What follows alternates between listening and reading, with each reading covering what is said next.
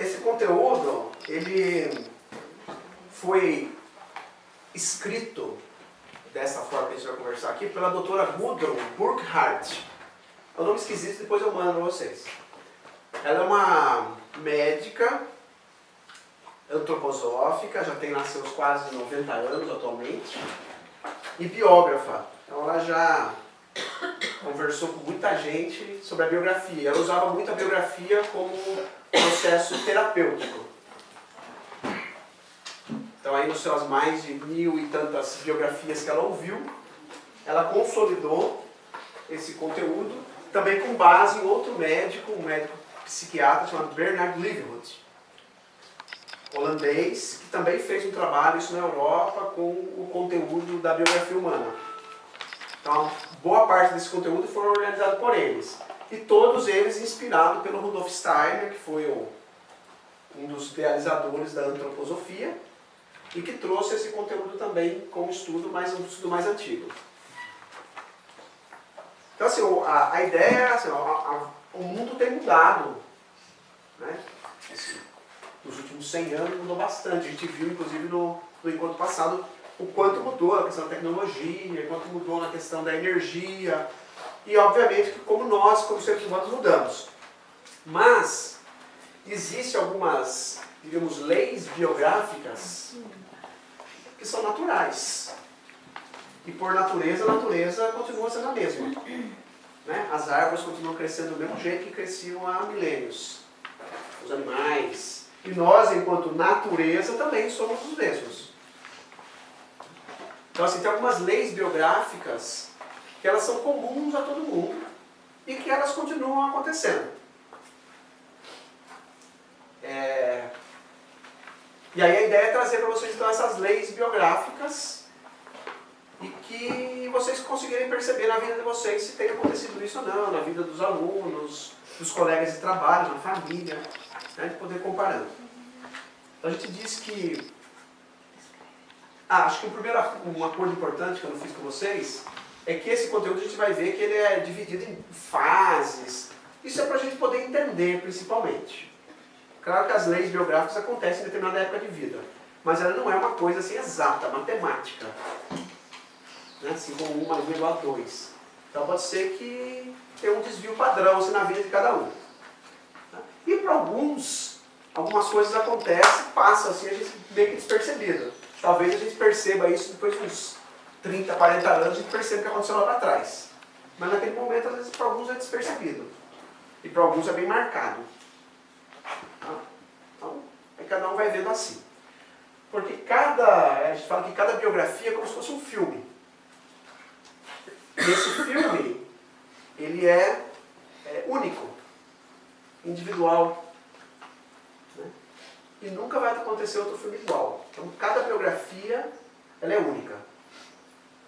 Olha que importante, né? Nós somos únicos, nunca vai acontecer 2 iguais a nós, nunca vai ser 2 iguais a nós a vida inteira. Desde a existência inicial do planeta Terra até o fim, a sua vida vai ser única, você é único. Ainda que se façam clones, né, de você vai ser único. E só por isso já é um assunto extremamente interessante. Né? Só que apesar da nossa vida ser única, de ser um filme único, a gente tem essas leis que são comuns a todos. E a gente é o ator principal do nosso filme. De certa forma, também a gente é o diretor do nosso filme. A gente pode mudar algumas coisas do filme, se eu quiser. Para frente, para trás já foi, passou, né? Mas para frente eu posso mudar. E a gente também é ator no filme dos outros. Eu estou sendo ator no filme de vocês, um ator coadjuvante, e vocês são atores no meu filme também. Assim como vocês são atores nos filmes dos alunos de vocês, dos colegas de vocês. E eles são de vocês. Então olha que importante que é também. A gente pode ter um papel maior ou menor na vida das pessoas. Seja positivo ou negativo, né? Que também é muito relativo, né? Esses dias aconteceu uma coisa lá na instituição que eu sou voluntário. Fizeram lá um serviço mal feito, tal, lá numa estrada de chegada. E deu uma chuvona muito forte no sábado. Lavou tudo, fez umas crateras gigantes. Fez um estrago do caramba lá. prejuízo e tal. E aí o pessoal lá, nossa, os caras lá, o cara gerou pra gente, só perdemos dinheiro, não sei o que, esse cara que a gente contratou, e aí os vizinhos brigando, não sei o que. Aí passou uma semana da história, falei, olha que bacana que aconteceu isso tudo. Se não tivesse acontecido, toda essa crise, a gente não conseguiria ter conversado com os vizinhos, conseguido coisas diferentes com os vizinhos, porque boa parte da água vem dos vizinhos. E os vizinhos não deixavam fazer nenhum tipo de benfeitoria na propriedade deles, de curva de nível, terraceamento, para segurar a água, para preservar a estrada, porque não precisava. Aí veio a chuva, lavou tudo, limpou tudo, fez umas crateras gigantes, prejudicou todo mundo, agora pode fazer. Então se não tivesse acontecido essa crise, a gente não teria avançado. Então a gente vai falar aqui também, durante a biografia, como é que as crises vêm. E as crises são, na verdade, esses momentos comuns, dessas leis biográficas. A gente não vai passar por crise. Na verdade, a nossa vida é pavimentada de crises, né? É isso que vai fazendo a gente caminhar. Tá bom? Alguns mais doloridos, outros menos. Mas crise tem. Muito bom. E aí vocês olhando o painel aqui, o que chama a atenção? Eu imagino que sejam as idades. Tem números aqui, né? Que são idades. Aqui. Subida e descida. Tem uma subida e uma descida aí, né? Tem 3 sóis. Tem 3 sóis. Olha Então, só. pontilhado. Né? Tem uma linha pontilhada. 3 caminhos seria? Tem caminhos aí, né? Muito bom. Então é o seguinte, aqui esse estudo, vocês veem que a gente divide aqui em 3 blocos de 21 anos. Eu tenho um bloco aqui que vai até 21, 42, 63. 3 blocos de 21, que a gente subdivide os 3 blocos de 21 em 3 fases de 7. A gente chama de setênios, carinhosamente falando. Então a cada 7 anos é uma fase. E olha que interessante, tem alguma relação com o que acontece na escola? Sim. Não é? Então, na própria escola, pelo menos até pouquíssimo tempo atrás, na minha idade, porque eu sou muito novo, né? Há pouquíssimo tempo atrás, aqui era a transição do ensino infantil para o fundamental. Eu não sei se chamava fundamental na época, né? Mas tinha, né? O fundamental. E depois aqui para o colegial, para colegial. Agora é ensino médio, né? É isso? Ensino médio. Agora é ensino médio. Vai mudando, mas tudo a mesma coisa, né? Só muda o nome, né? E aqui, depois aqui a gente se formava e tal, mas por volta dos 21 é quando a gente estava, quem tivesse ali cumprido as coisas, talvez na minha época, era a época que eu estava quase saindo da faculdade, me formando aqui na faculdade, mas também é a época que a gente tem a maioridade, né? Por lei. Agora mudou, né? Agora eles diminuíram para 18, eu acho, né? Uma parte, né? Alguma coisa diminuiu para 18. Mas a maioridade era 21. Em outras tradições, também não só na escolar, mas tradições também acontecem. Por exemplo, indígenas tem mudança aqui dos 7 anos, algumas tribos, né? O catolicismo, acho que é com 7 que tem a catequese, que entra na catequese, com 14 crisma. Judaísmo também, por volta aqui dos 14, 13, tem lá o Bar Mitzvah, é isso que é o nome que fala assim? Então assim, você vai vendo que várias tradições, a gente marca o 7. Então é um conhecimento arquetípico que está dentro da humanidade. E tem outras coisas mais voltadas para o número 7. O que mais que tem para o número 7? 7 pecados capitais. 7 pecados capitais. O que mais tem para o 7? 7 cores do arco-íris. 7 cores do arco-íris. 7 dons divinos. 7 dons divinos. 7 notas musicais. O que mais? 7 namorados? Esse eu não conhecia. É a musiquinha mais 7, mais 7. Já ouvi falar dos 7 anões. 7 anões, ninguém falou. 7 mulheres. 7 maravilhas do mundo. Se nasce 7 mulheres seguidas, a 7ª vira bruxa. Se não Nossa for batizada Senhora. pela primeira. E o gato tem? Homens, 7 O gato tem 7 vidas, mas tem o mais básico de todos que vocês vão falar que tem com 7. 7 dias da semana. Acho que esse é o principal. Né? Então assim, o 7 está na nossa vida. de forma artificial e natural. Pintar o sexo, verdade. E diz o seguinte, cientificamente é dito que a cada 7 anos, todas as células do nosso corpo mudam, se renovam. A cada 7 anos, nossas células todas estão renovando. É claro que isso acontece a todo momento, tem célula que é mais rápida, tem célula que é mais demorada, mas depois de 7 anos todas mudam. E aí a gente é um novo ser. Pelo menos fisicamente a gente é um novo ser. Tudo bem? Até aqui? Muito bom. E aí, assim, olhando para os grandes blocos, que é o que vai nos indicar aqui o caminho, os chineses antigos diziam que a gente tem 20 anos para a gente aprender. Os sábios chineses, né? 20 anos para a gente lutar. E 20 anos para a gente tornar-se sábio.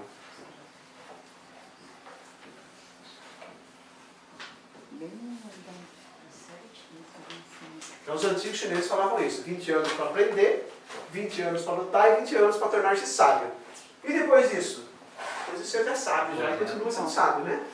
Se você conseguiu, nesses 20 anos, se tornar um sábio. Se conseguir chegar lá, né? Aqui a gente vai falar até os 63 anos. Significa que eu morri depois? Não. Significa que a gente vai trabalhar aqui nesse encontro só até os 63 anos. Quem quiser conhecer mais depois disso, a doutora Goodall tem um livro chamado Livres na Terceira Idade, onde ela fala até os 84 anos. Mas a verdade o que ela diz é o seguinte, que depois dos 63 nós estamos livres das leis biográficas. Livres das leis biográficas, ou seja, a gente está livre na terceira idade, para poder viver. Então a gente vai conversar até os 63 anos e também porque o nosso público aqui está mais ou menos nessa idade e, como o nosso foco principal são os alunos, a gente vai estar falando aqui até por volta dos, na verdade até o 3º de setembro, porque os nossos alunos vão até 17, 18 anos normalmente, né? Então a gente vai estar conversando mais sobre isso aqui, mas a gente vai falar também dos demais, porque é nosso interesse a gente compreender sobre a gente também. Muito bom. A gente fala também que até os 21 anos a gente tem uma educação receptiva. A gente está mais recebendo do mundo. Não é educação formal, a gente está falando de escola, não. É uma educação nossa enquanto ser humano, uma educação receptiva, recebendo muita coisa. Dos 21 aos 42, a gente tem um momento do processo de autoeducação. Continuamos recebendo do mundo, mas temos um processo também que a gente vai fazendo essa troca, a gente também se autoeducando.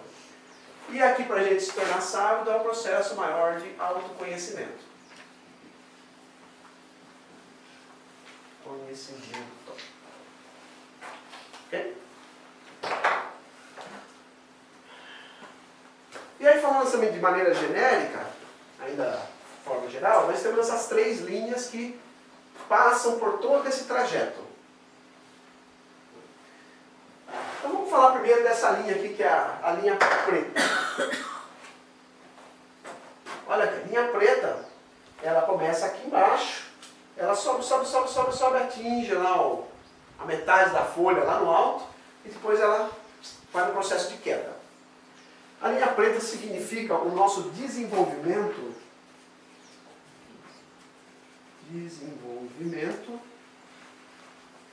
biológico.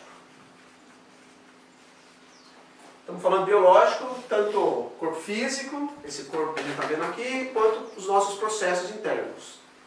Tá? Então todo esse processo biológico, fisiológico, tem a ver com essa linha. Então, naturalmente, a gente começa pequenininho, olhando fisicamente falando, a gente começa, quando sai da barriga da mãe, mais ou menos desse tamanhozinho, né? Certo? Menor. Não, em pezinho. Segura a criancinha em pezinho assim, ó. Desse tamanhozinho assim? Depende do tamanho da criança, né? Eu já nasci desse tamanho. Porque se for, mas... Pode ser lá, nasce com 30 centímetros?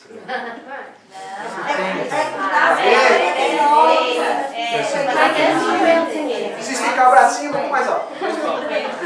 Mas enfim, cresce a criança, então ela vai crescendo, crescendo, crescendo, ela tem um crescimento exponencial, tem lá os estirões de crescimento, que não estou marcando aqui para não ficar muito complexo o desenho, mas tem lá um estirão nesse mais ou menos aqui, depois já tem outro mais ou menos aqui, e aí cresce, cresce, cresce, chega uma hora que estabiliza, falando fisicamente, mas internamente continua o desenvolvimento biológico, né, com metabolismo, com hormônios e não sei o que, força, né, representa o desenvolvimento biológico, a força, até que a gente chega no nosso auge do desenvolvimento biológico físico, por volta dos 30 anos é onde a gente está com o auge do físico, né, com mais força, com mais energia. Né? E aí depois o que acontece? 30 aninhos. Eu fiz 40 dia 28 de março, passou agora, né, transição de um módulo para o outro, 40 anos. Né? E aí depois o que acontece? Tudo que sobe, desce. Pois é. Aí por volta de 31 anos, aí 30 anos, começamos o nosso momento de queda. Nosso momento de queda e isso vai até... Ou seja, qual é o arquétipo disso? Do pó vieste ao pó voltarás. Essa linha frente é basicamente isso. É o nosso corpo biológico. A vida vem, cresce, desenvolve, produz e depois vai embora. Tá? Isso é inexorável, como diria o cara amigo Rocha. Não tem como... A gente até tenta manter lá, segurar de algum jeito, né? Mas não tem como, cai. Alguma coisa vai cair. Uns mais, outros menos. Né? Tudo bem? Estamos juntos? Bem. Aí temos essa linha azul, que é a linha do nosso desenvolvimento espiritual ou desenvolvimento da consciência. Tá? Vou chamar aqui de consciência. E quando a gente está falando de espiritual, vamos colocar espiritual aqui também, porque vai que eu confundo, né? Depois falo espiritual. Espiritual, a gente está falando dessa nossa essência. Não estamos falando de espiritismo, nada assim, né? Como diria o nosso caro amigo professor Rodolfo. A gente está falando do espiritual, é essa nossa essência. Tá? Que vai além da cabeça, do mental, do pensar. Vai além do pensar. É algo mais sutil ainda. E é como se a gente tivesse vindo de algum lugar, que a gente não sabe de onde, o nosso conteúdo de hoje está bom desse jeito. A gente vai entrando no nosso corpo, a gente vai se adentrando cada vez mais, tomando consciência de si. Lembra da nossa palestra do ano passado, do processo de individuação? Que o ser humano não tem consciência, e aí ele vai tomando consciência de si mesmo, de si mesmo, de si mesmo, fazendo o processo de individuação. É como se fosse a mesma coisa no micro.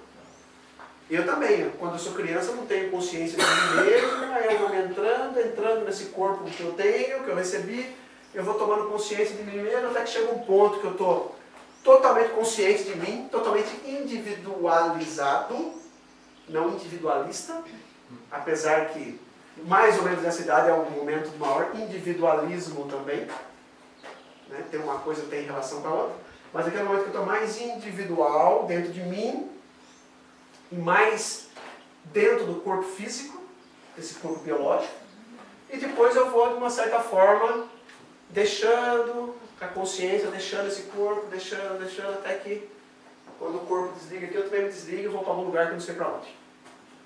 Independente da crença de cada um, o que acontece a gente não sabe, mas essa essência foi. Como se fosse um grande processo, então, de inspiração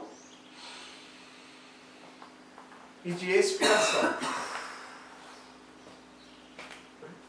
Se a gente olhasse arquetipicamente, né? Você vê a criancinha, quando nasce, o que o médico faz? Dá um tapa na bunda para quê? Para respirar, não é para chorar, né? Tem os médicos que são... É para respirar. Então é como se entrasse algo dentro dela. E qual a última coisa que fazemos quando morremos, que os filmes mostram bem? Último suspiro.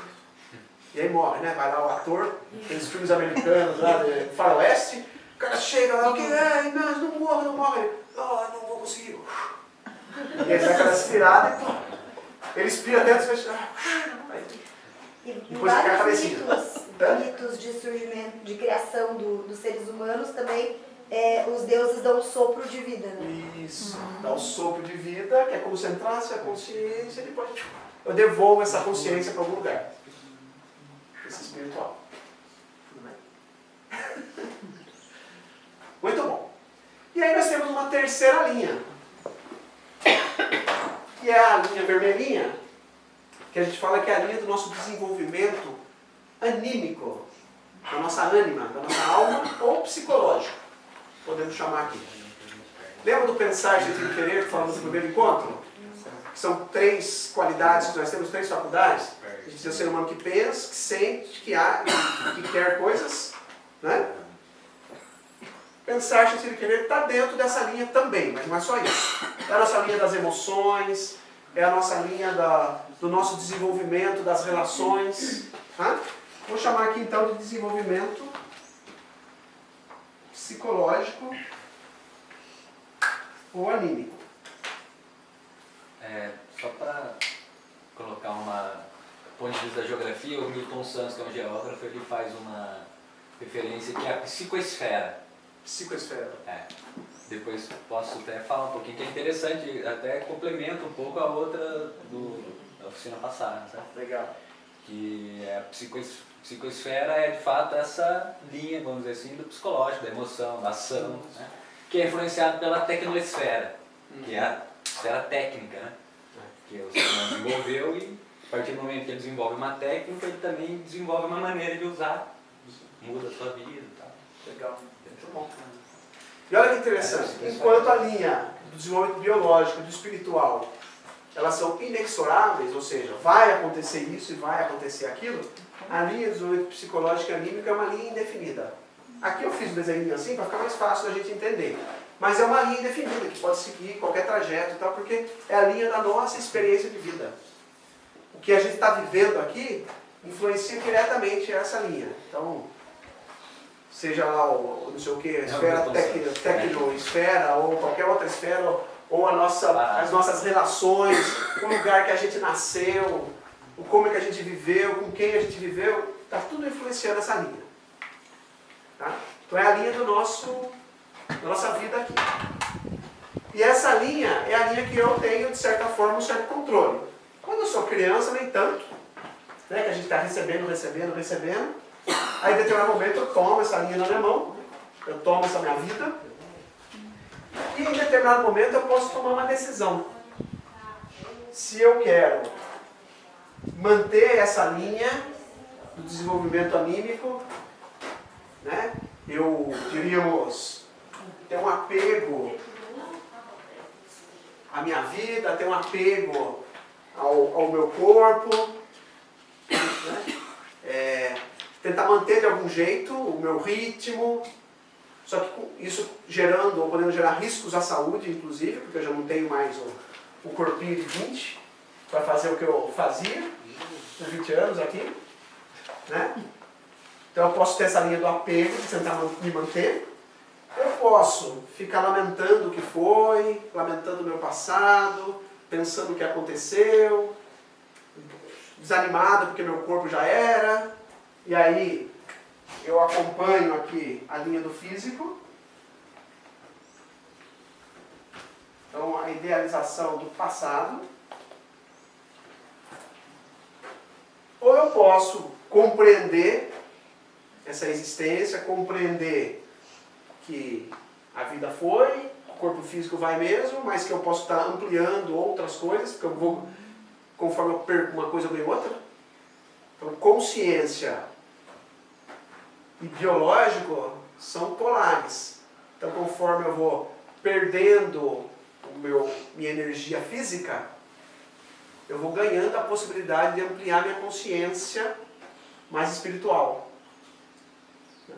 Então, se eu percebo isso, consigo e sigo um caminho de autodesenvolvimento, eu posso estar desenvolvendo uma força interior. E aí eu acompanho a minha linha de desenvolvimento espiritual. Claro que isso é uma forma que a gente faz de 3 assim, para poder ficar mais claro. Mas isso pode a qualquer momento virar para o outro lado. Faz sentido para vocês? Muito bom. E aí a gente já começa a lembrar, né? Pessoas da nossa convivência que estão, né, aceitando a velhice, usando aquilo que ela tem na velhice de bom. Ontem você contava uma pessoa sábia da cidade, né, que me parece que é uma pessoa que tem uma força interior lá e contando aquilo. Tem uma avó de uma pessoa, que está filmando, não posso contar quem. Mas que, assim, totalmente realizada passado, amargurada, reclamona da vida, reclama de tudo, atrapalha a vida de todo mundo. Parece que está mais aqui. Né? Tem outras pessoas que ficam lá tentando brigar com os jovens, tentando competir com os jovens de 40 anos, de 20 anos, de 15 anos, e aí não consegue, né, fica lá boicotando o trabalho do outro, não quer passar o conhecimento. Parece que está meio que apegado a alguma coisa. Pode ser o próprio corpo, mas pode ser também a função, a profissão, né? Esse apego. Mas aí, cuidado onde você está, né? Cuidado onde você está e cuide, porque você pode mudar também. Isso não significa que eu preciso cuidar do meu corpo, né? Porque cuidar do corpo é bom, porque o corpo é nosso instrumento de viver. Se a gente não cuidar dele também, né? Mas o problema é quando a gente só cuida do corpo e esquece do resto. Esquece do espiritual e do anímico. Aí fica sendo aquela pessoa que fica lá fazendo lá, né? E o resto das coisas, né? Muito bom. Tudo bem? Podemos passar então para olhar então fase a fase o que acontece? Se tiverem pergunta, a gente vai tentando responder. E se não for uma pergunta inapropriada para o momento, eu falo, pode guardar para depois, sem problema, tá bom? O desafio agora é grande. Muito bom. Então assim, dos 0 aos 7 anos é a nossa fase onde a gente nasceu. Então normalmente, aqui eu vou falar a vida, o que seria o ideal, né? E é óbvio que nem para todo mundo é o ideal. E aí vão ter mais desafios de vida. Mas idealmente a gente nasce e quando a gente nasce, a gente está onde? Qual é o nosso ambiente? Uma família, né? Deixa eu botar aqui, eu vou botar aqui para ficar bonitinho, tudo igual. Vou botar aqui. Então o nosso ambiente é a família. E nesse ambiente da família, o que se espera que eu tenha no ambiente familiar? Segurança, afeto, o que mais? Conforto. O conforto não no aspecto material, mas que conforto é esse que eu preciso? Acolhimento. Um acolhimento, um conforto anímico. Né? Esse acolhimento, esse carinho, essa atenção. A gente fala que as 3 energias, ou as 3 qualidades anímicas importantes nessa fase é o amor, o calor nesse aspecto de acolhimento, né? Eu me sentir confortável, acolhida, protegida, e a confiança. E aí tem 2 coisas bacanas, né? A criança ela já vem ao mundo com uma confiança básica. Ela não tem medo. Já perceberam? A criança não tem medo. Quem tem criança pequenininha agora? Só 1, 2, 3. Ó, tá aumentando. Quem tem sobrinho junto? Aumenta então, né? Tem sobrinho, neto. Daí vai. Muito bom. Então, quem não teve já conviveu com crianças. Aí a gente vê que criança pequena não tem medo de nada. De repente você está lá meio assim, a criança está em cima do degrau dessa altura, de repente pula em você assim, né?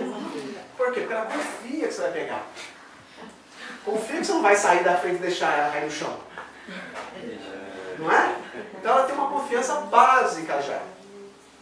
O que acontece é que a gente, enquanto adultos, nós temos a responsabilidade de não quebrar essa confiança básica.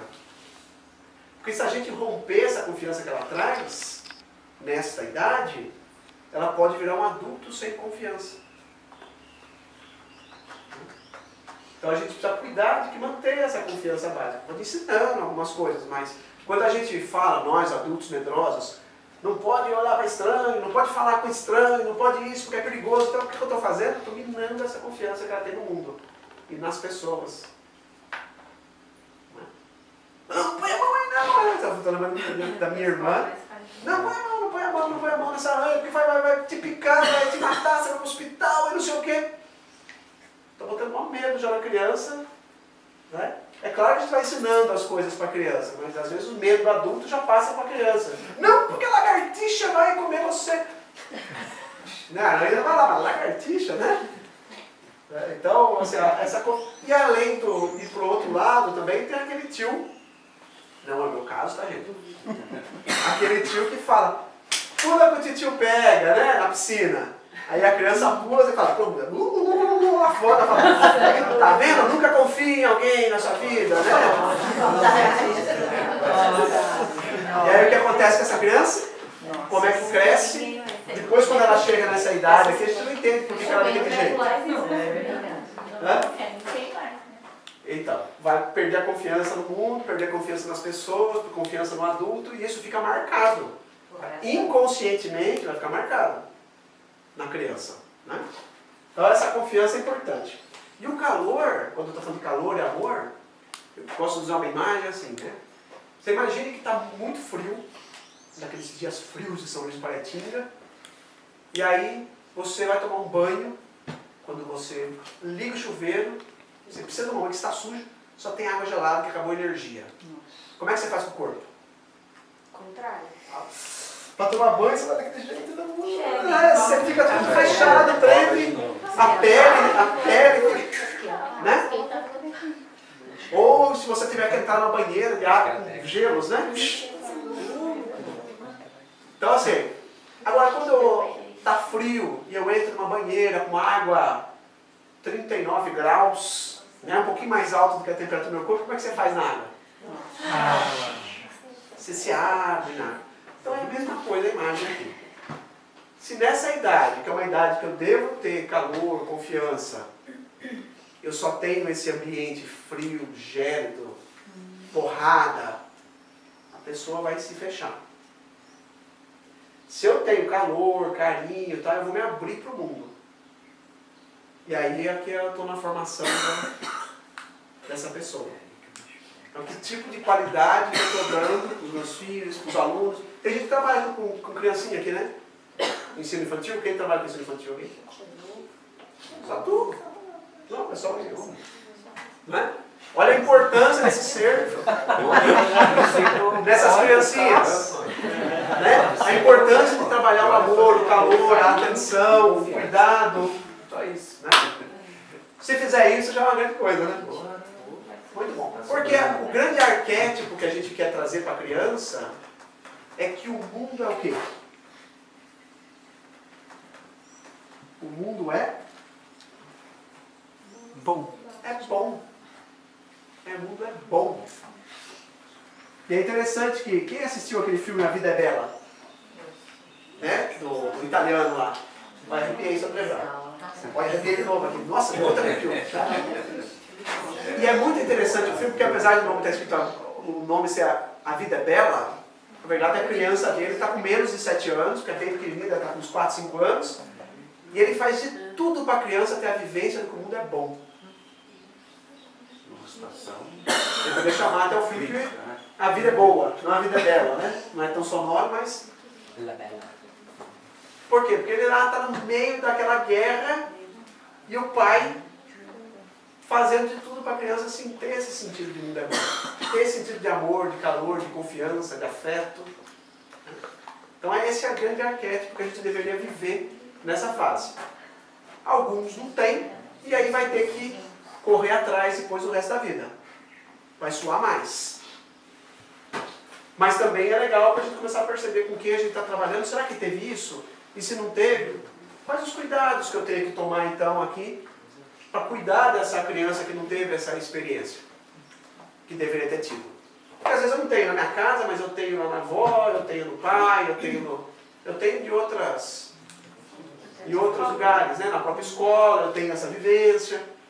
Né? Ou às vezes ao contrário, eu tenho na casa, mas não tenho na escola. Né? Então o importante é essa vivência do mundo é bom. Lembrei outra coisa. Nessa época, o nosso sistema biológico que se desenvolve mais é o sistema neurosensorial. Vou colocar uma sigla, tá? SNS. Sistema neurosensorial, que tem a ver com o desenvolvimento cerebral, tem a ver com o desenvolvimento do equilíbrio, que tem a ver com o desenvolvimento neurosensorial, né? Com os órgãos sensitivos, né? Então com o tato, com o olfato. Então assim, é quando eu estou mais aberto para desenvolver esse sistema.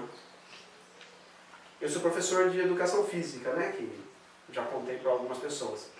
E lá a gente aprendia desde o começo da faculdade, que as crianças é a melhor época para a gente ensinar coordenação motora. Por quê? Porque é a época que está desenvolvendo isso. Então, quanto mais atividades diferentes a criança fazer, pequenininha, de correr, de pular, de jogar com uma mão, jogar com a outra, virar cambalhota, não sei o que, ela está aberta para se desenvolver fisicamente, né? Mas também com as outras coisas. E aí o que a gente faz hoje em dia com a criança dessa idade? Celular que ela aprende com o movimento básico. Dedinho. Né? E pior, não é só o movimento, é o tato. Apesar de ter o touch, mas é só o tato do dedo. Mas e os outros materiais? E a madeira, e a argila, a terra, a planta, o papel, o papelão, o cimento, sei lá. Tudo isso está lá recebendo informações. E se eu não dou essa possibilidade de receber de sapato na frente do celular ou da televisão, eu estou tirando a possibilidade de desenvolvimento dessas outras qualidades. E a criança é aberta para o mundo, para tudo isso, para desenvolver. E aí que tipo de adulto a gente vai criar no futuro se fica lá? Né? Eu lembro que eu brigo com a minha mãe, com a minha irmã, minha sobrinha tem 5 anos e meio hoje. É que você não fica cuidando dela, você vê que desgraça que é, né? Então põe lá na frente do celular, lá, né? Para ficar vendo o celular e vendo aquele negócio, e aí... Repetidamente, né? Ainda que ela tenha a possibilidade na escola, uma escola diferente, que tem... Outro dia ela chegou toda suja lá, eu falei, que ótimo, né? Que você chegou toda suja, né? Eu caí, eu falei, que bom, né? Que legal que você caiu, né? Mas levantou? Levantei, então que ótimo, né? Então sujou lá, brincou, que ótimo. E isso é outra coisa bacana. A criança aprende muito no processo de brincar. A brincadeira é coisa séria para a criança. É a partir da brincadeira que a gente vai desenvolver a nossa criatividade. Criança que não brinca não desenvolve tanta criatividade no futuro. E aí, de novo, o que estamos fazendo com as nossas crianças no futuro? Que crianças serão essas? Eu fui dos que brinquei ainda. Minha sobrinha já não é tanto dos que brincam. Até brincam tanto, mas já não tem muita mais paciência e só fica parada vendo o celular. E mudando toda hora de coisa, né? Mas o brincar é importante. E aí, às vezes, essa criança não dá conta de brincar, porque eu tinha lá 12, 15 primos. A gente morava tudo junto no mesmo prédio. Meu avô, antes de morrer, deixou um predinho com 7 apartamentos, um para cada filho. E aí, cada filho tinha lá 2... Quantos apartamentos? 7. 7. 7. 14 sobrinhos, priminhos, né? Não deve ser 14. Na época, assim, eu sei que tinha uns que tinham 3, outros tinham 2, outros tinham 1, mas era um punhado de primos, mais a criançada de rua, então eu tinha a possibilidade de brincar. Hoje as crianças estão sozinhas, normalmente, né? Brinca de apertar só. Então, assim, nós, enquanto adultos, pais, tios, avós, temos mais ainda a função de brincar com a criança e brincar como criança, né? De fazer o papel da brincadeira, da imaginação, da magia, daquela viagem, né? Se a criança não tem essa possibilidade de brincar em casa com outras crianças, a gente temos que voltar a ser crianças também e brincar com ela para ajudar a desenvolver isso. Toda essa imaginação. Ah, tia Tiago, agora você vai ser a mãe da minha amiguinha. Tá, cuida aí. Tá bom, eu sou a mãe da sua amiguinha. Como é que chama ela? Ah, eu sou a mãe da fulana, você é a mãe desse cara. Vamos lá brincar, né? E aí brinca lá de boneca com a criança, e aí viaja, e agora vamos fazer pão, agora vamos fazer isso. Assim vai, né? Então é uma brincadeira. E como é que a criança aprende nessa idade, do 0 ao 7? Imitando. Imitando. A gente aprende por imitação. Observando. Então aprende por imitação. E é muito interessante isso. A gente aprende coisas boas e coisas erradas também. Criança não tem filtro, aprende tudo. Então olha o papel importante do professor nessa idade. O professor tem que ser digno de ser imitado. Vou repetir, porque isso é importante. O professor tem que ser digno de ser imitado. Porque ele vai imitar o professor. O professor convive lá 4, 5 horas com a criança por dia. Em muitas casas convive muito mais com os pais. Porque ele convive com o pai dormindo só, né? Volta para casa e dorme. O pai chega às 8 horas da noite, ou a mãe, né? E aí já vai para a cama dormir. Tem algumas escolas que são período integral, então vive muito mais ainda com os professores, né? Então ele aprende por imitação. E aí o papel do professor passa a ser o mais importante. E aí 2 exemplos assim, interessantes do que é imitação, que pode ser também pro lado não bom, né? Tinha uma criança que não descobriu o que ela tinha de problema na perna. Ela mancava, arrastava a perna. Porque nessa idade a gente aprende 3 coisas básicas, né? A gente aprende a andar, a gente aprende a falar e a gente aprende a pensar. É nesse setembro que a gente aprende 3 coisas que nos diferenciam dos animais. Andar, falar e pensar. O andar em pé, né? Não andar engatinhando. Andar engatinhando é algo que parece que a criança aprende naturalmente. Mas o andar em pé é por imitação. Né? Até o Mowgli lá, quando a gente assiste o filme do Mowgli, os originais do Mowgli, o Mowgli continuava andando lá meio arrastado lá igual um macaco, né? Depois é que, quando vê o adulto, é que aprende, mas eu posso ficar em pé, né?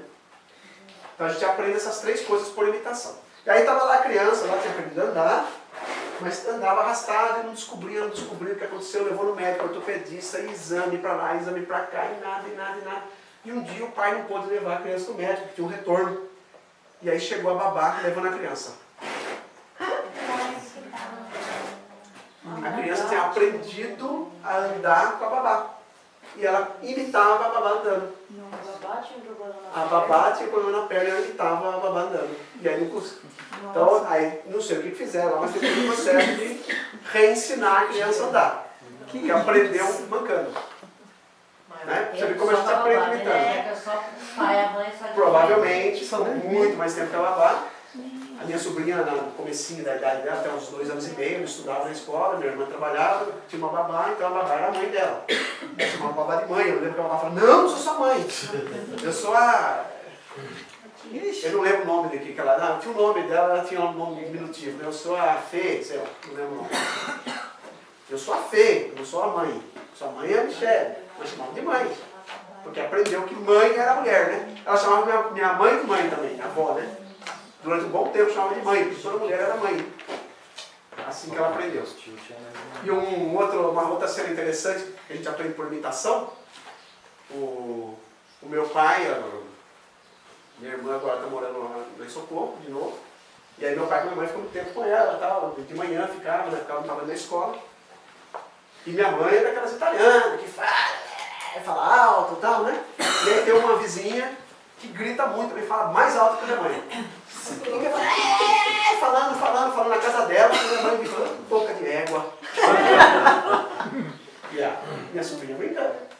Aí meu pai saiu passear, porque ele vai passear com o cachorro, vamos junto passear com o vamos, foi. Minha sobrinha tinha uns 3 anos e meio, mais ou menos. Foi junto passear, você até encontrou uma outra pessoa que não tem nada a ver com a história. Uma terceira, quarta pessoa, não tem nada a ver com a história. E a pessoa começou, sua neta, que linda, que isso aqui, falando. Aí falou, então tchau, Júlia. Tchau, boca de égua.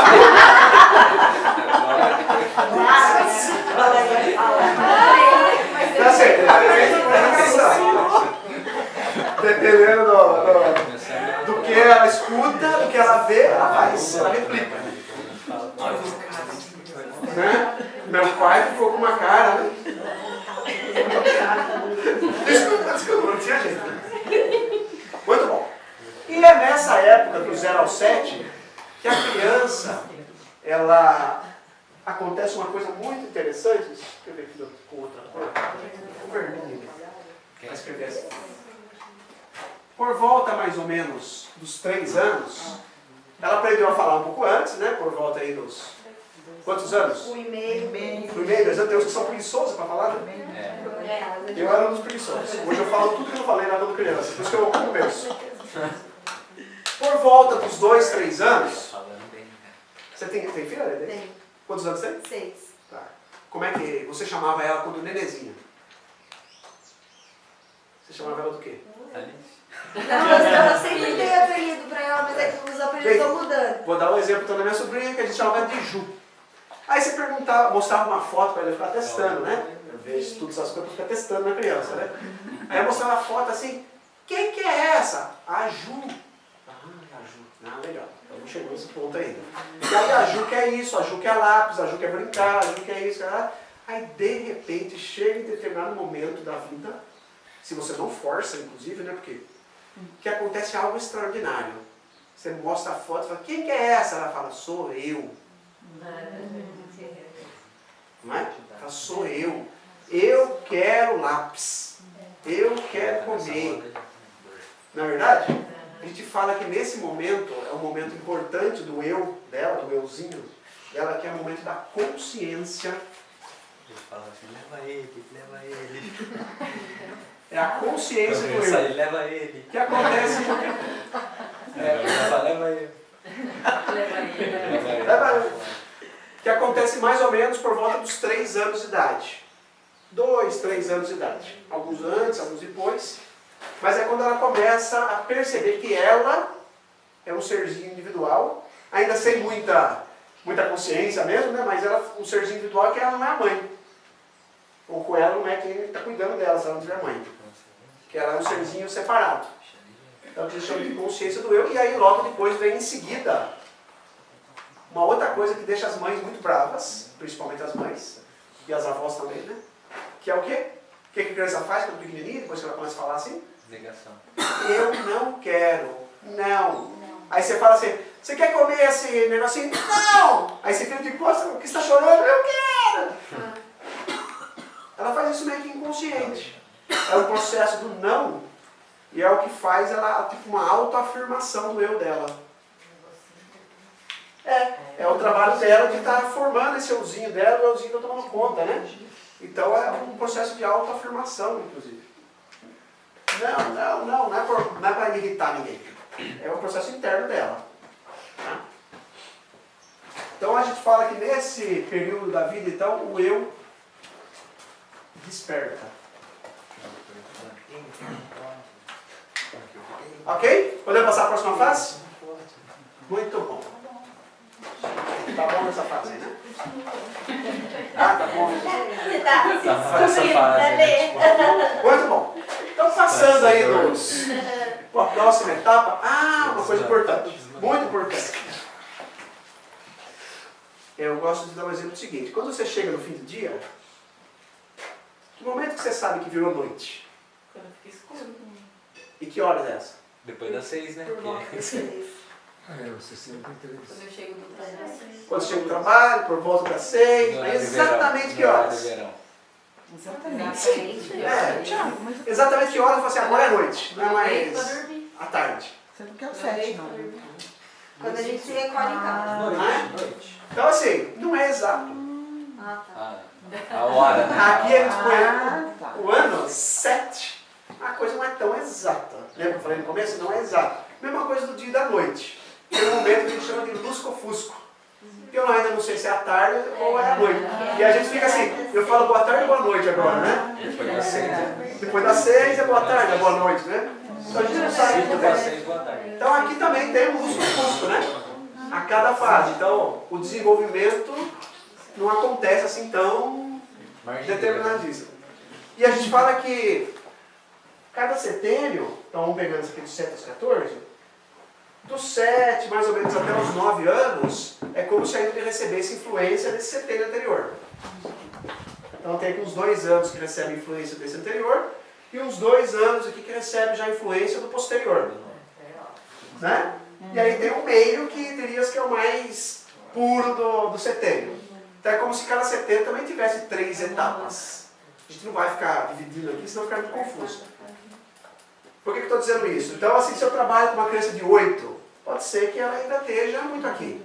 Ainda aprende por imitação, ainda está fazendo, mas pode ser que tenha um de 6 que já esteja já avançadinho em algumas coisas também.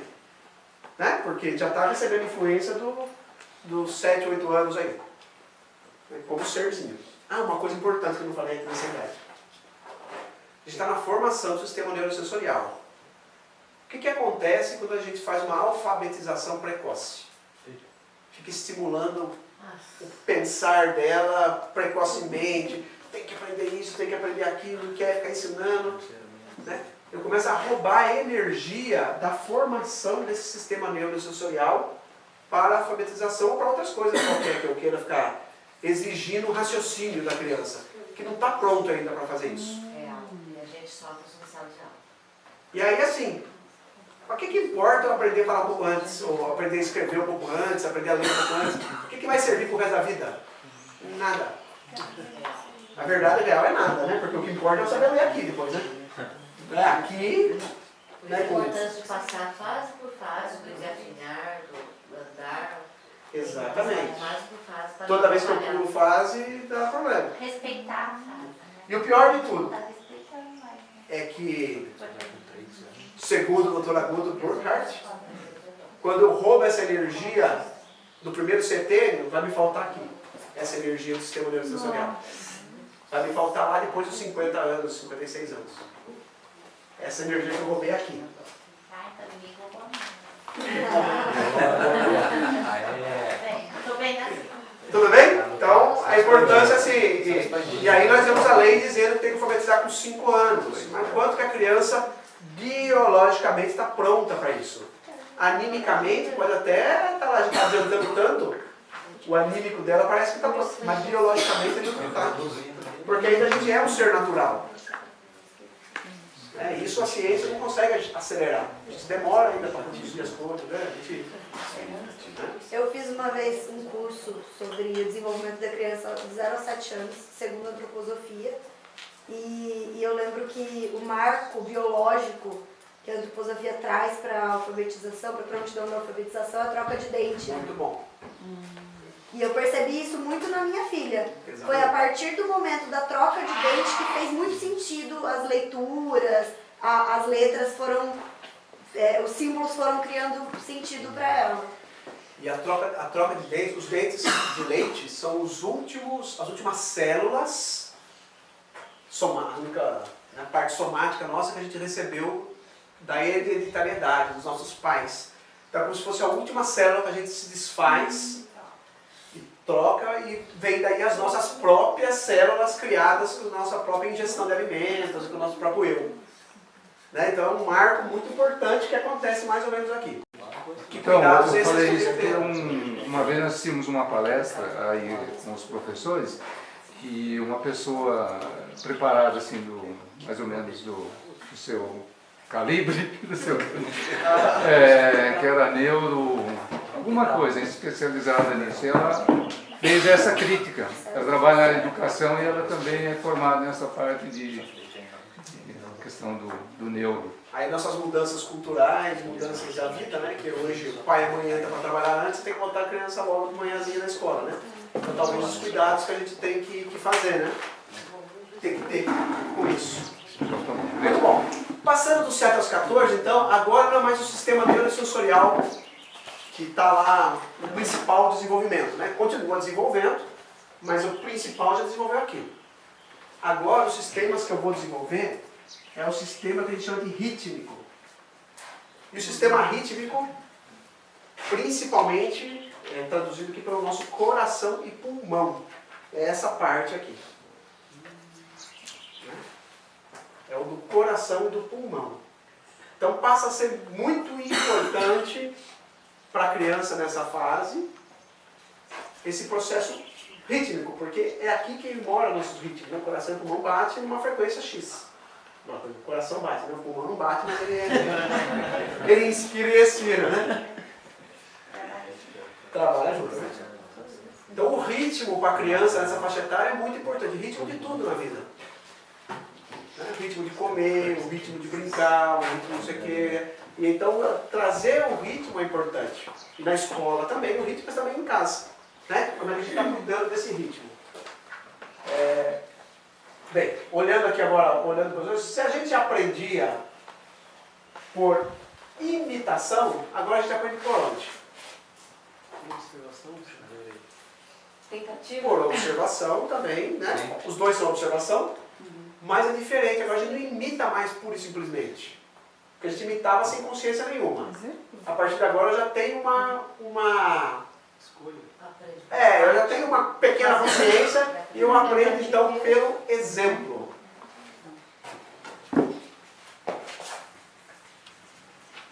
Eu aprendo por exemplo, ou pelo exemplo, né? E exemplo de quem? Quem está próximo? De quem está próximo e normalmente de uma pessoa que posso ser, pode ser um exemplo, né? Uma pessoa que eu queira usar como exemplo. Eu queira, mas mais ou menos eu queira, né? Porque também não sei se eu tenho. No caso, a Peppa Não, Pig. do 7 aos 14 não é nada. Que a televisão é um exemplo, um grande exemplo. E aqui a gente está falando dos adultos que a criança convive. Seja a babá, seja os pais, seja o professor, seja o irmão mais velho, o tio, os avós. Então ela aprende com esses exemplos. Tá? E é a partir do exemplo, e de um exemplo que ela goste, que ela vai aprender mais. Se ela não gosta do professor, se ela tem medo do professor, ela não vai aprender com aquele professor. Ela só aprende com o professor que gosta. E é interessante que nessa idade, é a idade que desenvolve, que começa a desabrochar mais o nosso sentir. Então, e afinidade tem a ver com simpatia e antipatia. É quando começa a desenvolver bastante, ou quando começa a desabrochar mais a simpatia e antipatia. Então, eu gosto disso, não gosto daquilo. A gente vê em várias coisas, né? Essa simpatia eu chego perto, antipatia eu me afasto daquilo. E são sentimentos naturais do ser humano. A simpatia e a antipatia. Então, se eu gosto do professor, eu sigo aquele exemplo. Se eu não gosto, eu me afasto. E aí talvez vocês consigam lembrar de professores de vocês, nessa idade, que são professores que marcaram a sua vida. E talvez esses foram os que vocês aprenderam. Não necessariamente só matérias ou coisa. Se vocês gostavam, né? Não, se você gostava, não trauma. O trauma é aquele professor que era rígido demais, porque a rigidez demais nessa idade afasta a criança. É uma idade que é importante trazer limites. Não que aqui não seja ter limite, tá? Também tem que ter um certo limite, mas é um limite para amor. Aqui é importante ter limite também. O limite do que pode, do que não pode, do que é certo, do que não é. Tem que trazer limites. Mas é um limite ainda com amor.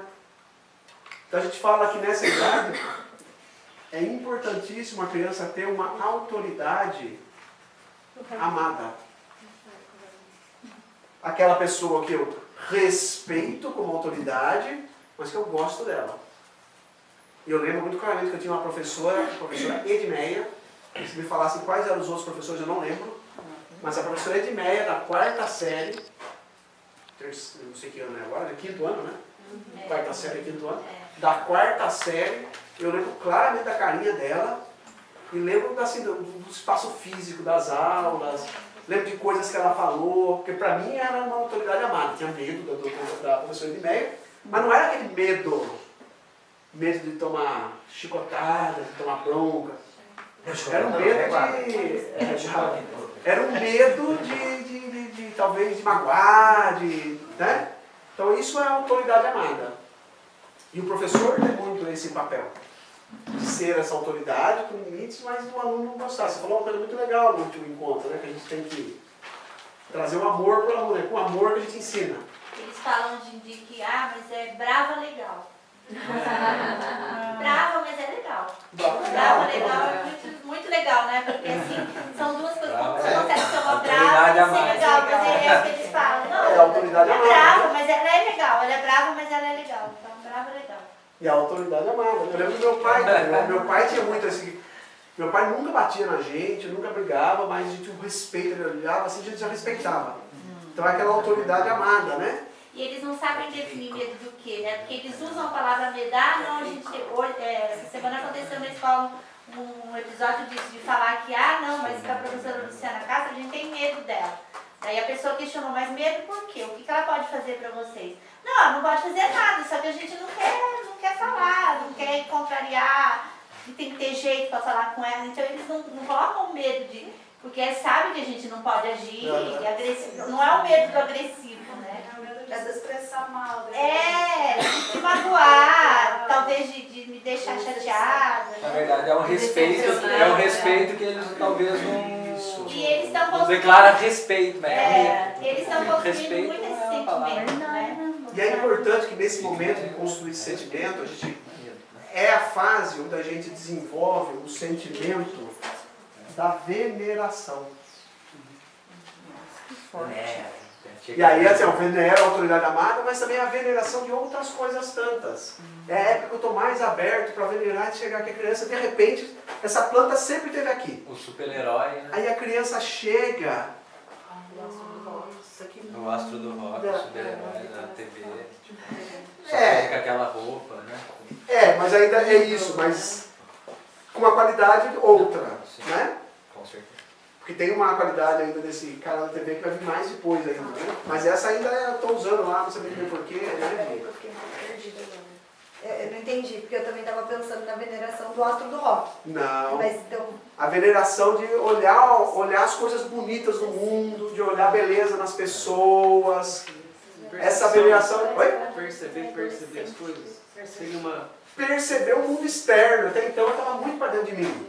E eu começo a me abrir para o mundo, nesse sentimento de simpatia e antipatia. Então, se olhar para ambiental, que a gente está no nosso foco, é a época que a criança acha mais bonita as coisas. E trazer a beleza da natureza para a criança, mas a beleza da arquitetura, da obra de arte, ela está muito aberta para receber isso.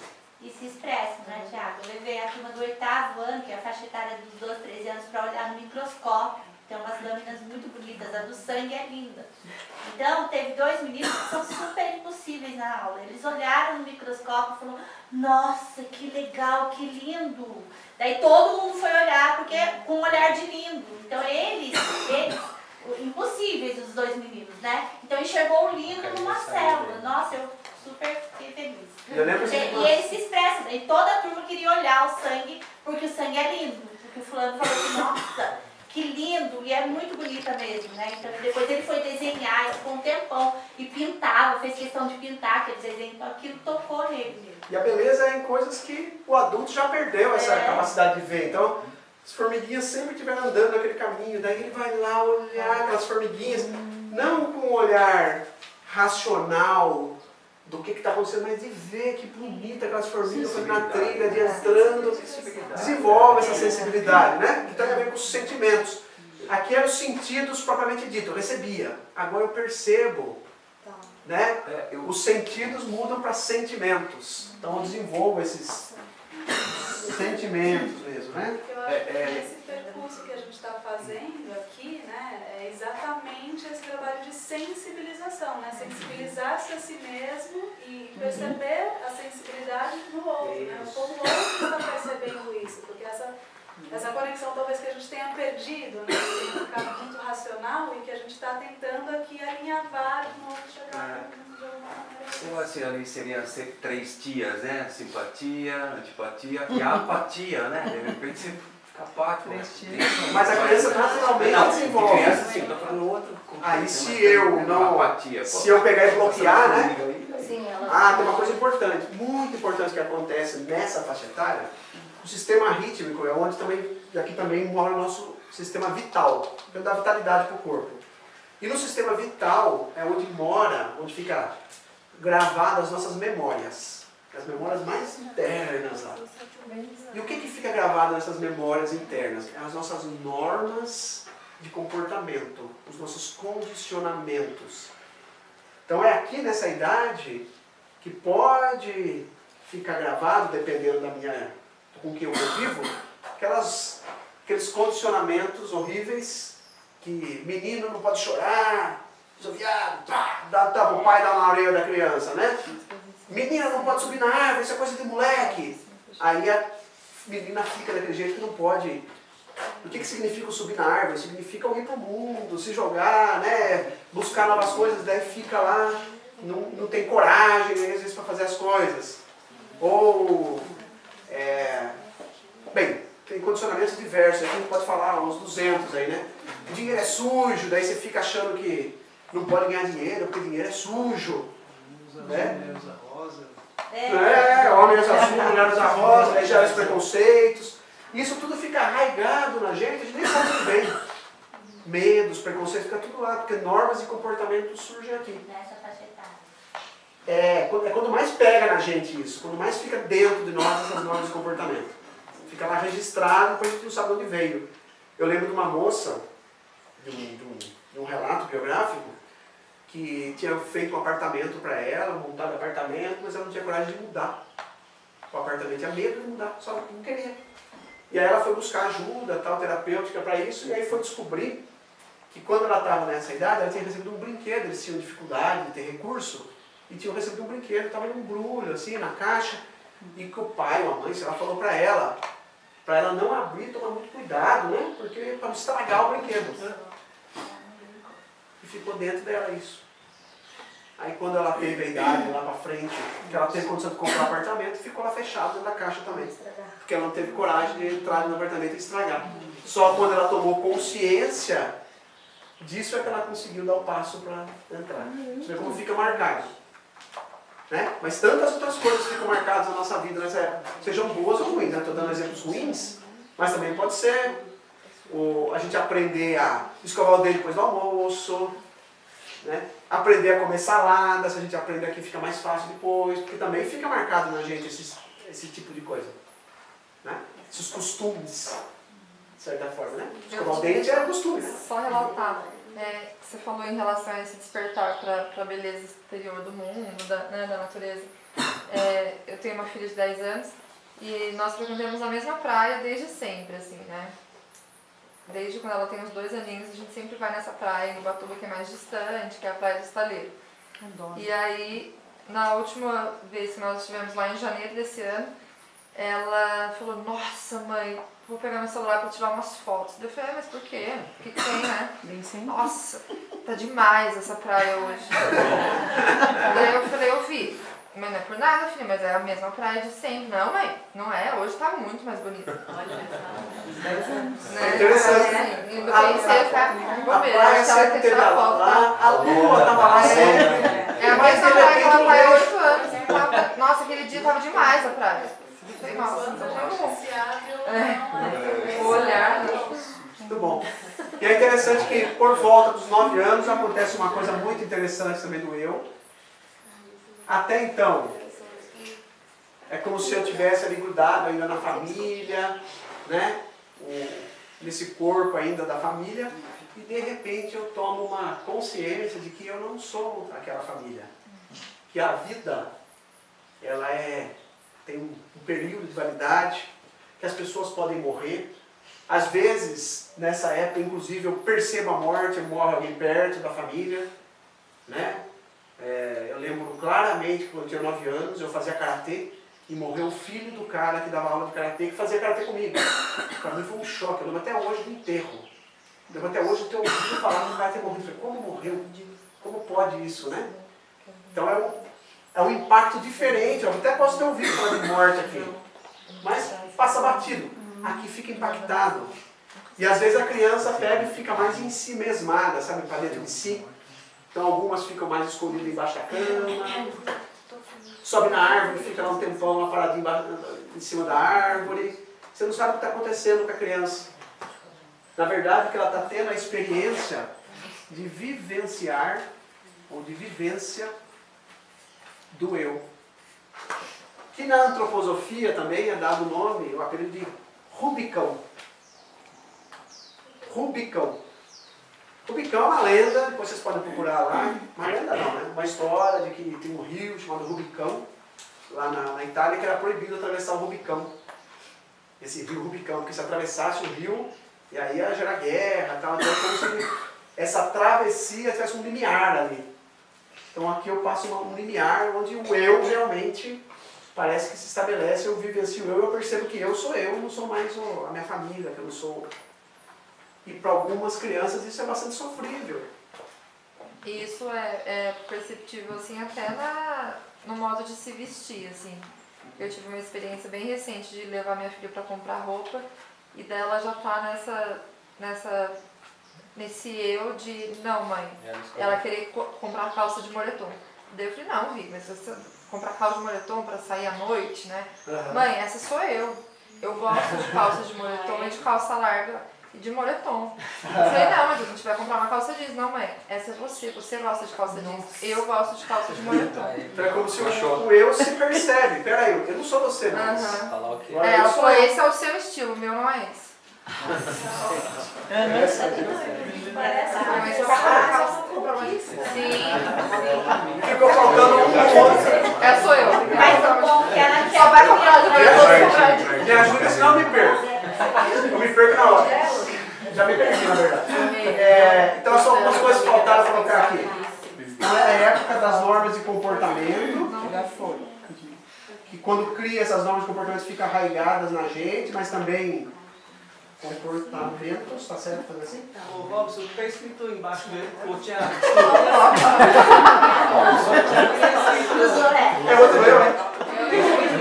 Apresenta, que eu não entendi, eu tô curioso. Ritmos. Ritmos. É que se eu escrevi aquela hora que eu falei nos ritmos, eu esqueci de escrever. Que é a época também da gente aprender os ritmos, que é importante para dar. Não pode chamar de rotina, mas rotina parece algo ruim. Parece engessado, né? Mas Assim como a nossa vida tem ritmo, o nosso corpo vital que está aqui nascendo, também o ritmo nos dá vitalidade. Então, nesse momento, a educação musical é extremamente... Boa. Qualquer arte, música, desenho, teatro, passa a ser muito importante nessa faixa etária. Porque eu estou desenvolvendo a sensibilidade, os sentimentos, a veneração, o belo. E aí qualquer arte nos ajuda a aflorar os sentimentos. Qualquer tipo de arte. Forma de expressão.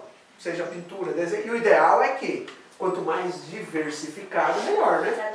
Desenvolvimento também da linguagem. Da linguagem. E aí, gente, como é que eu trabalho arte na geografia? Da cartografia. Cartografia. Desenhando aqui. Olha que desenho geográfico. Tem montanha, tem sol, tem ambiente. Então desenhando ambiente. Né? Mas eu posso trabalhar desenho, posso trabalhar poema, posso trabalhar música, atividade física, teatro, expressão corporal. Tem um monte de coisa que a gente pode fazer em qualquer matéria dá para fazer. Né? Só lembrando, quantas são as notas musicais? 7. Quem gostou do 7? Eu fiquei até confuso, eu achava que são 7 mesmo. O Paulo gosta de inventar o 7. Mas é mais forte, né? E qual que é, então, olhando isso, o mundo era bom, agora o mundo é o quê? Então, se eu estou lá olhando tudo, essa veneração, os sentimentos, agora o mundo é belo. O mundo é meu, Sebastião. O mundo é meu.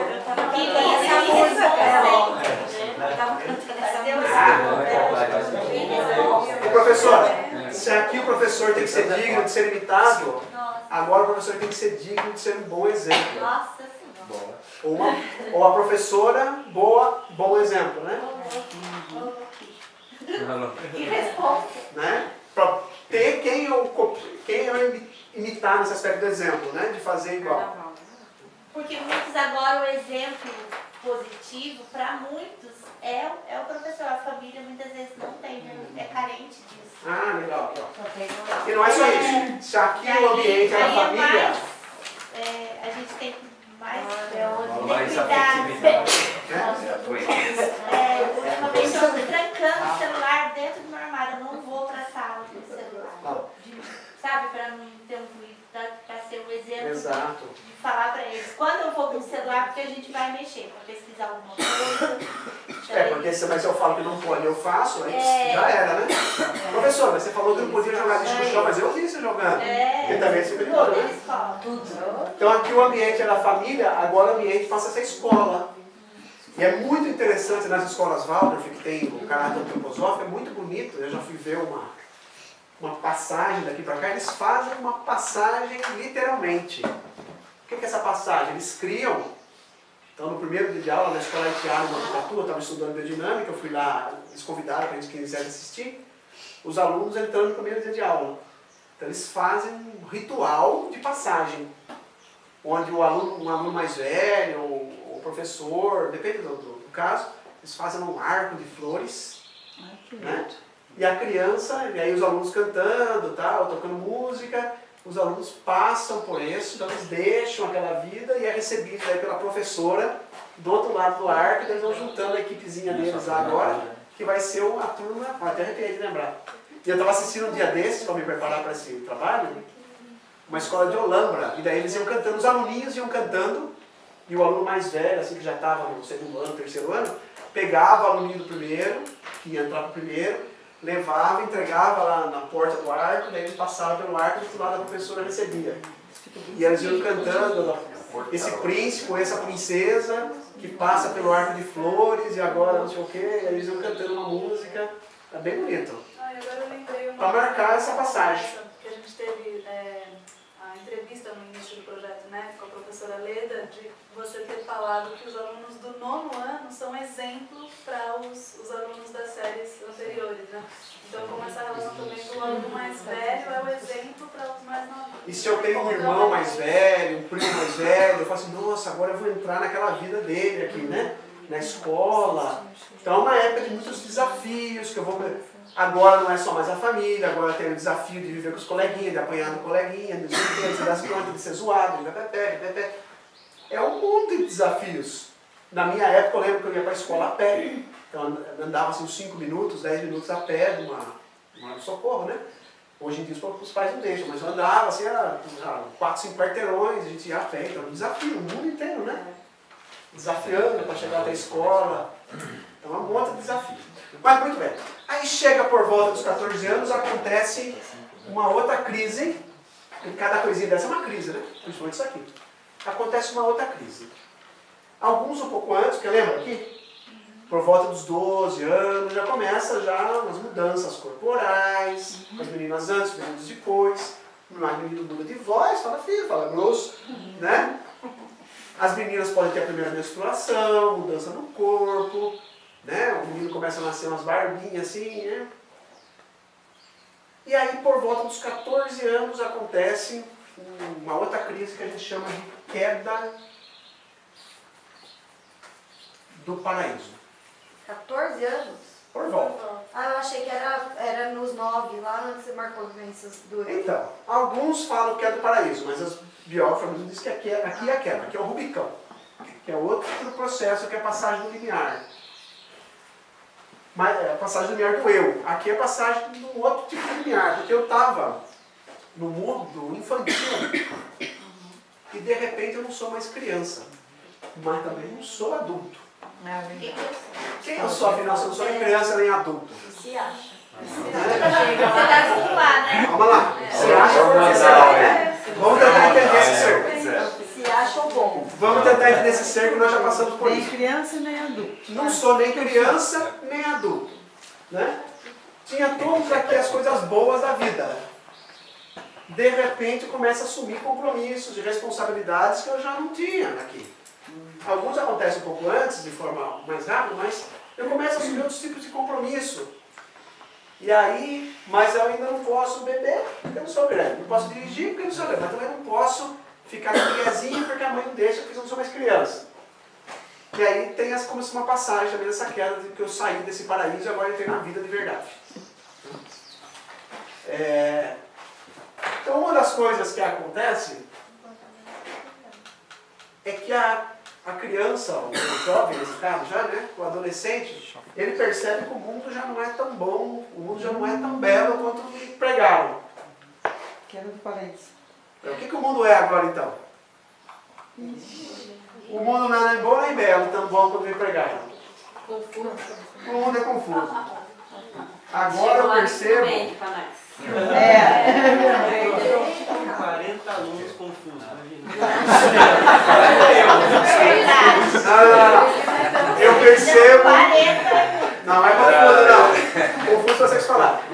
percebo que o mundo Nossa, é verdadeiro. Verdadeiro, por isso confuso. Mas é verdadeiro. Verdadeiro também é confuso, né? É verdade. Então eu começo a perceber que o mundo é verdadeiro. Ao mesmo tempo, eu já falei para vocês aqui, né? A gente está desenvolvendo agora, a gente está no auge do desenvolvimento do sistema metabólico, do sistema motor e do sistema sexual. Então eu estou desenvolvendo, os hormônios estão à flor da pele, a força vai aumentando, os músculos vão crescendo, não é verdade? Passo a ter capacidade reprodutiva. A paixão cresce, aumenta. Isso. Aqui eu já tenho paixões platônicas, já tenho os amores, já começa passando aqui dos 9 anos, já começa, né? Mas aqui fica outro tipo de paixão, né? É paixão por outras coisas, aí que as mães não gostam, os pais não gostam.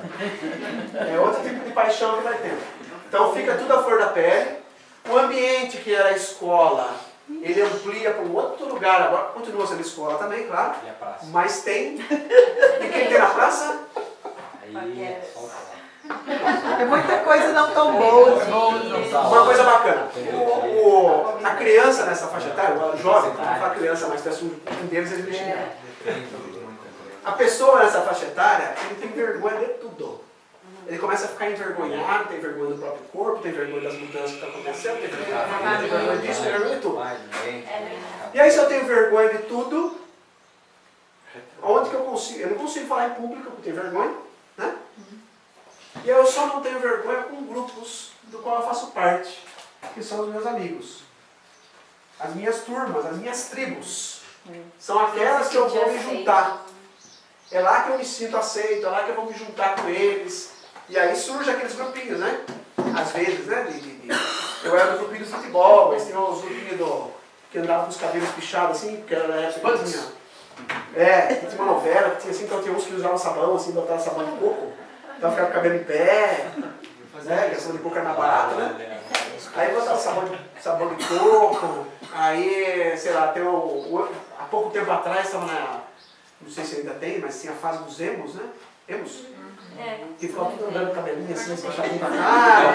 Que caiu hoje. Você foi, né? Não tem mais isso? Né? Aí depende, cada um encontra a sua tribo, né? Cada um vai encontrar a sua tribo. Usam piercing no cérebro. Muito bom. Se aqui eu desenvolvia, então, o sentimento, simpatia, antipatia, agora eu passo a desenvolver muito mais forte o sentido crítico com o mundo. Eu começo a criticar tudo. Porque eu olho o mundo e falo assim, não, o mundo está errado. Em casa está tudo errado. Então meu pai e minha mãe são os primeiros a estar errado. São os primeiros que tem que mudar. E aí, mas eu preciso buscar referências do que eu quero, do que eu mudo, porque eu não tenho referência. Os meus amigos, muito menos, além que estão iguais a mim, né? Só reclamam, estão igual. Criticando tudo e todos. Então onde que eu vou buscar essas referências? Dos ídolos. Dos ídolos. Você vê que é diferente dos ídolos, eu vestir a camiseta do Superman, eu achar bonitinho lá os carros, é diferente. Eu começo a me espelhar nos ídolos. Eu nem sei muito bem quem são eles, mas eu me espelho nesses ídolos. Então é uma época muito comum, não sei se acontece ainda, que eu não convivo com nenhum jovem dessa idade, mas ser no quarto de alguns vai ter pôster até as cucuias.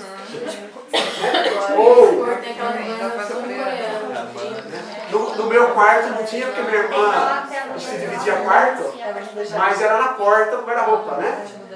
Então a porta do guarda-roupa cheia de pôster, não sei o que, de ídolos. E normalmente são ídolos que estão na TV, que estão na mídia, né? Seja do esporte, da cultura. Agora no YouTube. Isso, mas seja ídolos esportivos ou ídolos atores, ou coisas do tipo, mas também ídolos políticos. Estou lá falando do Che Guevara, mas nem sei quem é Che Guevara, eu estudei, ouvi falar. Teve uma amiga minha que eu estava fazendo um curso esses dias, né? E ela escutou e falou, eu li o Capital nessa época. Ela estudou com Boulos. Morava no centro. Estudou com Boulos. Morava na grande Eles liam o Capital no bar, mas liam o Capital nessa época. Imagina, coisa simples. Né? Então assim, e é a época que eu vou buscando, eu vou pulando de ideologia para ideologia. Eu era dos ambientalistas. Mas eu era dos esportistas, depois dos ambientalistas, Né? Então a gente fala que é a época dos idealismos. Idealismos, deixa eu botar aqui. Ou ismos, né? Uns vão buscar o espiritismo, outros o budismo, outros O ateísmo. Hã? Outros o ateísmo. O ateísmo, outros vão buscar o orientalismo, outros vão buscar o anarquismo, sei lá. São os ismos. E às vezes a gente vai testando, buscando várias ideologias, porque eu quero testar o mundo, porque para mim o mundo é verdadeiro. Eu atingir o sentido crítico, né? E é importante que eu desenvolva. E na escola é a época que eu estou mais pronto, então, para olhar o realismo das coisas. Então agora eu estou pronto, ou estou nessa construção pronto para entender o que está acontecendo. Né? O que aconteceu com... Eu estava conversando com a Camila, né? O que aconteceu na enchente? Buscar ciência, porque eu quero provar cientificamente do que aconteceu, eu preciso entender. O risco é eu querer já tomar meus próprios juízos sem antes entender o que os outros tantos estão falando. Né? Já de cara já concluir alguma coisa. E aí eu tenho que estimular, enquanto professor, a buscar outras visões. E não só aquela que eu ouvi uma primeira vez. Não só a crítica, né? E não só a crítica. Então vamos escutar o que os outros estão falando, vamos buscar entender, ter uma compreensão maior. Então a gente passa a ter esse papel importante de estimular e de buscar isso e de comprovar cientificamente, porque ele está lá querendo a ciência, né? Querendo compreender aquilo. Aqui é o belo só, não tem ainda uma capacidade intelectual de entender cientificamente. Né? Aqui eu já consigo compreender. Isso aí nesse seu termo é isso, de você ter uma verdade em relação ao mundo, mas aqui. essa verdade ela não ser diversificada. Né? Ah, você isso está falando isso aqui. Você tem uma referência e você se fixa nela, você se foca nela. Né? O aluno ele tem certeza daquilo, ele tem assim, mas ele não consegue, ou tem que ser orientado a ter essa diversidade de olhares, né, de visões do mundo para ele poder ter essa compreensão. Porque ainda eles estão abertos. Se estimular e mostrar de outro jeito e tal, vamos conhecer ela então, estimular de ver várias formas diferentes do mundo. Né? Aqui também eu estou desenvolvendo a minha admiração e rejeição, porque eu estou buscando a veracidade. Não botei os ídolos aqui, né? Buscando a veracidade. Então estou buscando admiração e rejeição. E aí o professor, que o aluno olha, fala, professor que mente, professor que é, sei lá, que ele fala uma coisa e faz outra, o aluno vai rejeitar. Porque o aluno também gosta de cutucar, né? Então ele vai fazer perguntas difíceis para você ver se o professor sabe responder. E aí se ele percebe que o professor mentiu, já era. É descrédito total. Né? Então aqui o professor passa, ele vai ser admirado se o professor falar a verdade. Se ele confiar no professor que ele está falando a verdade. Não sei, sou humano e não sei. Não sabe? Não sei, cara. A gente não sabe tudo na vida. Ele pode até zoar, mas ele vai ser respeitado. Vai ser admirado. O cara falou a verdade. Vamos buscar entender juntos? Que tal? Né? E aí eu vou ser admirado. Agora, se ele percebe que... Eu lembro dessa idade que tinha um aluno, um colega do curso da aula de geografia. O aluno começou a criticar a professora ficou bravo. Falou assim, você sabe isso? Eu também dá aula. Você vai, tá bom, então senta aí que eu vou dar aula. Ficou dando aula, cara. Então. Confiança eu não gosto. É? Essa confiança que eu gosto do jovem. Vou ser confiante. Mas então, como é que eu trabalho isso também para não virar um passar por cima, né? Como é que eu cuido disso? Né? Muito bom. E a gente aprende aqui, se é por imitação e pelo exemplo, agora, nessa época, a gente aprende com liberdade, ou com a liberdade. E aí tem dois tipos de liberdade. Tem uma liberdade interna, né? E tem uma liberdade externa. A liberdade interna seria eu me uma liberdade tem a ver com a responsabilidade que eu tomo. Então você fez, agora você assuma a sua responsabilidade pelo que você fez. Né? E uma liberdade também dos meus espaços físicos. Né? Que tem a ver um espaço físico mesmo, quando eu tenho o próprio quarto, eu tenho meu próprio guarda-roupa, eu tenho minha própria gaveta, fisicamente falando, mas também esse espaço anímico, né? Então de ter lá minha o diário onde eu vou anotar as coisas, ou tem aquela caixinha que eu guardo umas coisas de segredo. Então, invadir esse espaço, eu estou invadindo a liberdade desse adolescente. Né? Então, eu tenho que ter esse espaço de proteção, esse espaço, e para ele ter a liberdade de fazer aquilo e assumir as responsabilidades. Trazer a responsabilidade. Beleza, você vai fazer isso? A responsabilidade é sua. Ah, não quer fazer a prova? A responsabilidade é sua. Não estudou? Assume a sua. Quando eu conheci essa divisão por seteiros, era uma época que estava discutindo muito a redução da maioridade penal. E eu estava tentando formar uma opinião a respeito, e isso me ajudou muito assim, a acreditar que não pode reduzir maioridade penal nenhuma, que aliás seria até ideal que fosse mudada para cima, né, que 18 anos ainda é uma criança. E essa sua explicação toda ainda me deixa mais segura dessa minha visão, porque realmente é a hora de questionar, de testar os limites, né, com uma punição tão severa de cerceamento da liberdade, assim, é um negócio sério, né? Sim. Sei lá, não estou me expressando muito bem, mas é que meu raciocínio passou por aí, assim. E eu acho que é uma coisa que a gente ouve muitas pessoas falando ainda, tem que prender. E eu estou formando essa minha capacidade de perceber que o mundo é verdadeiro, de assumir minhas responsabilidades, de perceber, e talvez a responsabilidade não seja desse tipo, né? E como é que eu cuido de outro jeito, né? Enfim. Então aqui é um momento então, que o eu percebe o mundo. O eu coletivo, né? Eu começo a perceber o mundo, começo a perceber essa coletividade, começo a perceber que o mundo é verdadeiro, começo a perceber outras coisas tantas que são ligadas aí ao fora de mim, né? Então se fosse fazer uma imagem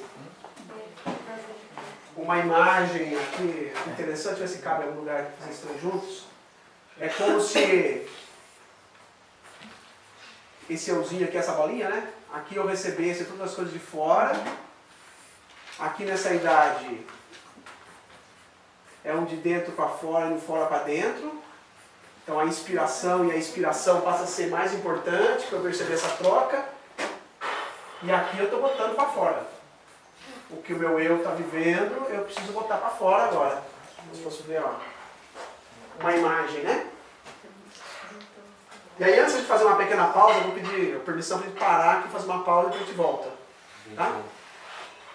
Só para antes de ir para a pausa, que aqui é o momento nosso aqui acontece uma próxima crise que é exatamente no momento aqui de confluência das linhas. Até então, eu estou aqui recebendo um monte de coisa do mundo. Inclusive eu entrei na faculdade, porque a nossa sociedade fala que com 18 anos já tem que começar a prestar vestibular, você tem que decidir o que você quer da vida. Como é que eu decido o que eu quero da vida? Nem sei ainda, né? Eu lembro que eu entrei na faculdade de educação física sem saber do que se tratava. A gente não está pronto para fazer isso, essas escolhas. Mas a gente faz. E depois a gente fica sofrendo, porque depois não dá medo de largar e quantos jovens largam para uma porrada, né? Por ter largado a faculdade sem saber muito bem. E aí por volta dos 21 anos eu começo a me perguntar, mas quem que sou eu afinal? Por que eu tomei essa escolha? Será que eu estou fazendo... Será que eu assumi a padaria do meu pai? Porque eu quero isso para mim ou porque meu pai quer isso de mim? Será que eu estou fazendo educação física porque eu quero ou porque eu olhei minha tia aqui e achei que é bacana ser educadora física? Né? Por que eu tenho essas escolhas? E aí essa crise que chega nos 21 anos, chamamos de crise da identidade.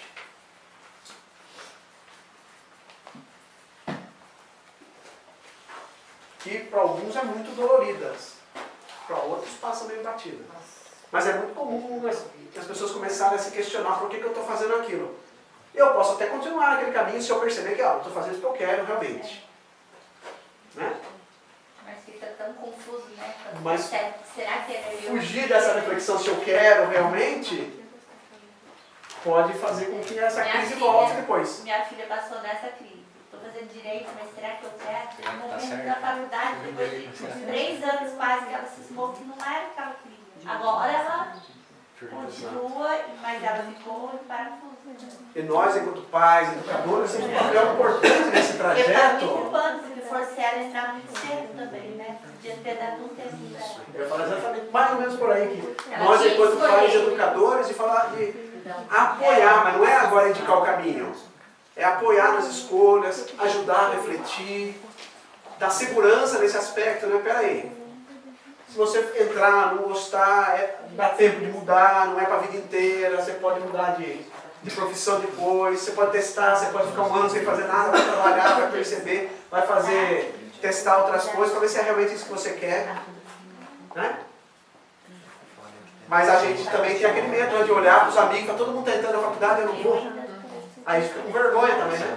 De não entrar na faculdade. Aí faz essa vestibular e vai. Né? Tudo bem? Podemos fazer uma pausa? 15 minutos de pausa, por favor, para aí. Obrigado.